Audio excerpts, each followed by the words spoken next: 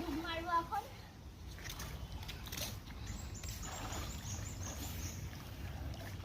খুব ঠান্ডা জল হেভি লাগছে এই গরমে। আমার ভাই ওখানে বসে আছে সানে, আর এই দেখো আমি একটু একটু মাছে কামড়াচ্ছে, বাট কিছু হবে না। দেখো এই আমগুলো আমরা পেয়েছি স্নান করতে এসে পুকুরে, এই আমগুলো সব আমরা কুড়িয়ে পেয়েছি।